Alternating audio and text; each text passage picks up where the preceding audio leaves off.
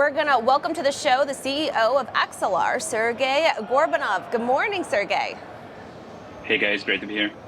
Thanks for joining us. So, obviously that we have President-elect Donald Trump here at the New York Stock Exchange. He just rang the opening bell. How do you anticipate a Trump administration might approach regulating AI, and what sort of implications could this have for innovation and the adoption in the broader tech sector?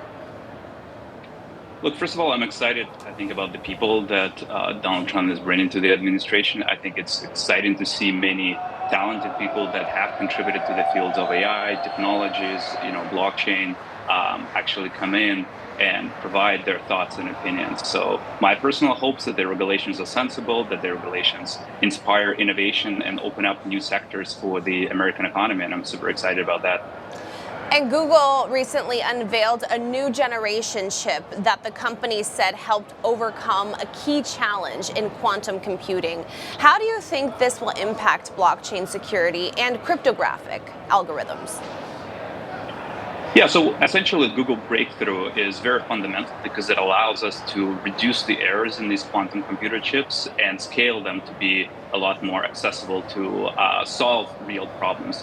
We're still pretty far away from these quantum computers impacting security or blockchain security, but the industry is ahead, right? The industry is standardizing post-quantum cryptography and post-quantum algorithms that will help us protect these systems, blockchain, AI, and traditional communication systems on a next level. So we're still far away from these quantum computers being practical in everyday use, but the system is, but the researchers and the algorithms are ahead and will be implemented over the coming decade, I believe. And with AI playing a bigger role in data analysis and decision making, how can blockchain and XLR solutions ensure transparency and fairness? Look, blockchains are the best tool that we have to ensure that we know where information is coming from and we know what happens with that information, right? There are these immutable ledgers that can allow you to communicate to anybody in the world with no borders, essentially.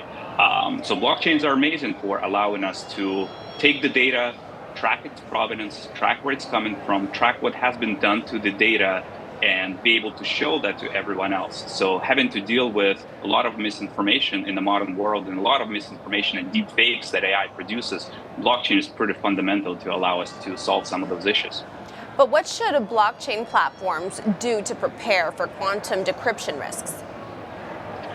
As of today, I think the basic thing to do is to keep an eye on all the algorithms that are being standardized by cryptographers and experts that will be quantum secure, right? So NYSE actively has an ongoing standard trying to formalize those algorithms. So blockchain experts should keep an eye on it, make sure they upgrade when those algorithms are ready, and users subsequently should upgrade their cryptographic keys to those algorithms as well. It will be a process. I think this process will unfold over the next decade, and I think people just need to be mindful of it right now. And how do you think that blockchain can ensure privacy and security for users and Apple's ChatGPT integration? By default, blockchains actually allow you to publicly see the data. So they're not the best tool to kind of directly solve privacy from the beginning. But there are additional kind of cryptographic techniques on top of blockchains that can help you with privacy. I think the best uses for blockchains are around either financial instruments, tokenization, and kind of a provenance tracking when it comes to AI, and privacy preserving blockchains are additional tools that you can use to then build systems that allow you to protect users' data.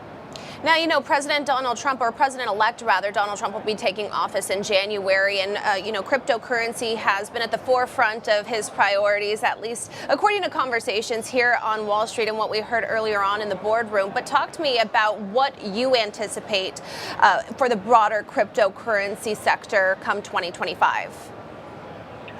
Look, I hope a lot of the projects continue or start innovating more in the United States, right? I think historically that's been challenging because of the lack of regulation and lack of clarity. So my hopes is that this barrier for innovating in the United States will be removed. A lot of new innovation, a lot of tokenization, which I think is one of the biggest use cases of blockchains, will actually go to the next level, and hopefully to make financial instruments and financial rails a lot more efficient with a lot less overhead for the users and for the economy, which is, I think, the ultimate goal. And back to blockchain, how can blockchain support tokenized AI agents in decentralized ecosystems? Yeah, so AI agents by themselves are sort of computer programs that want to do actions, and they want to be, paying each other. They want to be subscribing to computational resources. They want to be performing user actions like check out and do my grocery shopping on my behalf if you know what I want, right? So for all of those types of activities that users would want, agents will need payment rails, right? And blockchains are the most efficient payment rails that we know of. They're instantly settled, they're very cheap, and they're very effective to transact.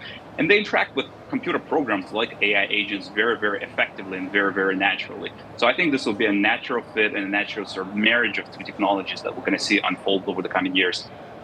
Well, we have a lot to look out for. Thank you again, Sergey Gorbunov. Thank you for joining us. Thanks for having me.